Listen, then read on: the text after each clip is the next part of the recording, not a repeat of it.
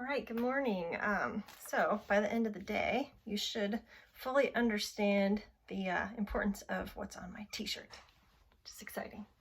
Okay, so we're going to be talking today about competition, and we're using what's called the Logistic model for understanding competition, and it's built off of the Logistic growth model. So going back to the Logistic growth model, you can see here, we can start to convert this and kind of play around with different things that we can add to it. So the Logistic growth model is just talking about the growth of one population. But what if the growth of that population was dependent on the growth of a competing species? So that's kind of how we're going to head for this. So the first thing we can do is we can replace this 1 here with k over k. And so then we get k over k minus n over k. All right, and then that simplifies to k minus n over k. So you're going to see the Logistic growth model written both like this, and if I add the RNs back, the R big N's, these should all be big N's, back in, you can also see it written like this, R times N, and then the k minus n over k equation. So I did this mainly because we're going to start messing with these variables inside. And so we can look at 2 different populations now. So the change in the growth of population 1 over time is equal to the growth rate for population 1 times its sample size, or its population size, and then times its carrying capacity minus its population size over its carrying capacity. But if it starts to compete with some other species, it might also be negatively associated by some function of the population size of that second species. So we're going to replace this function term eventually, but just to kind of give you a sense of where we're heading, it's the Logistic growth model, but now we're subtracting this function of competition with this second species. So analogously, we have population change in population size for population 2 over time is equal to the growth rate for population 2 times the population size minus the carrying capacity and the sample size for population 2 minus this time some function of population 1 divided by the carrying capacity for population 2. So what we're going to go do here is this function could be all kinds of things. We're just going to simplify it to start with.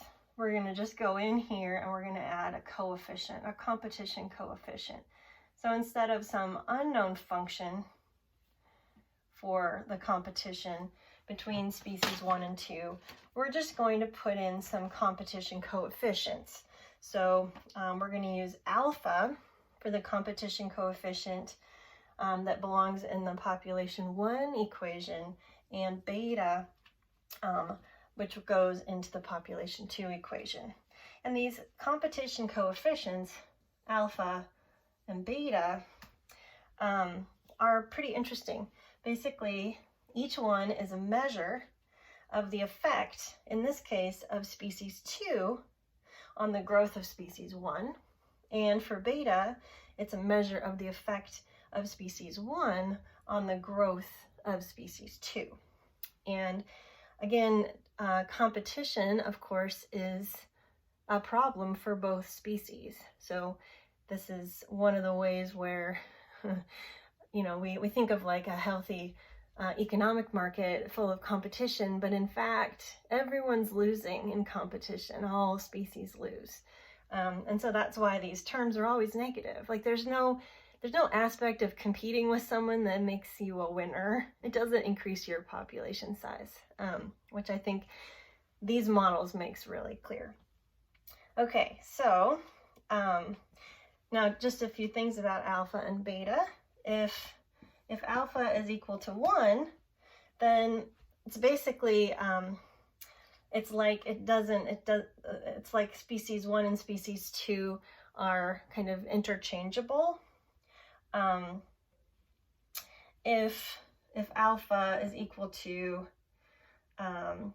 4, then it's as if adding each additional species 2 that's in the system is like adding 4 additional species 1s. So it's like it's kind of like a multiplier, because species are interacting they're competing in their own species. There's intraspecific competition.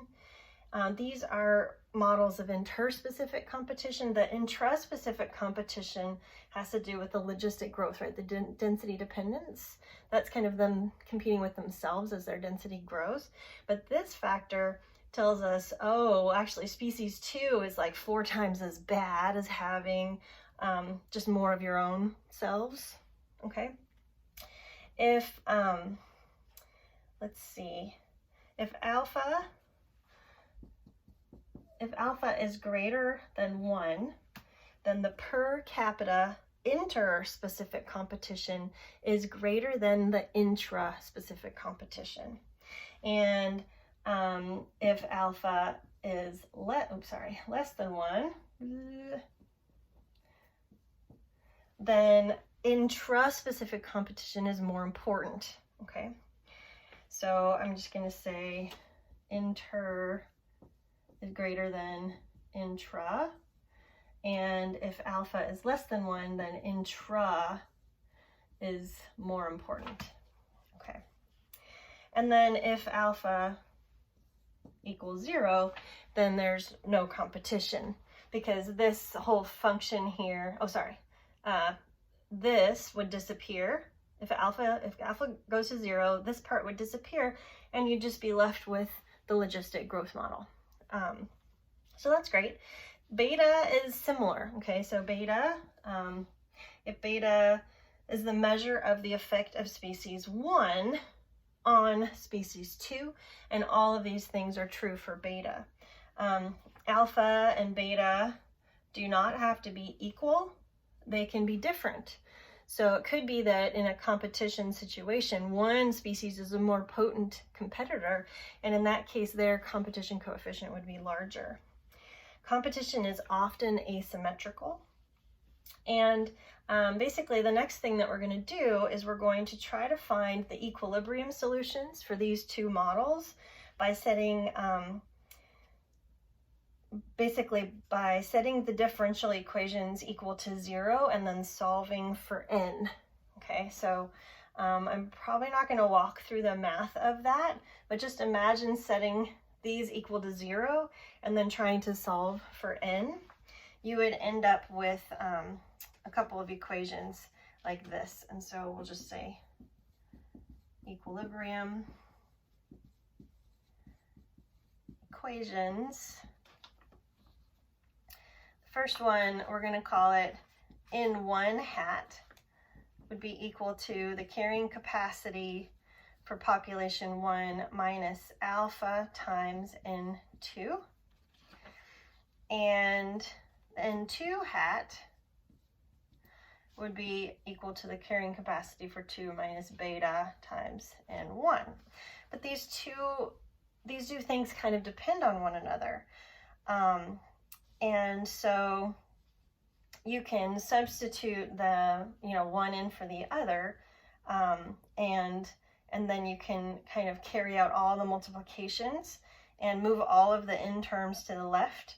And if you do that, then you can figure out how to solve for one population without needing to know the other. And so in that case, you would get the predicted value of N1 would equal the carrying capacity of 1 minus alpha times the carrying capacity of 2 divided by 1 minus alpha times beta. And similarly, N2 hat would equal the carrying capacity of 2 minus beta times the carrying capacity of 1 divided by 1 minus alpha beta. So the product of alpha beta must be less than 1 for both of these species to coexist. Okay, so if you got a little bit lost in this last bit, you might want to watch it again or try to work it out on your own. If you really want to understand the math, that's not necessary. Mostly I just want you to understand how you might use these different equations and how you could plug different values into them. Okay.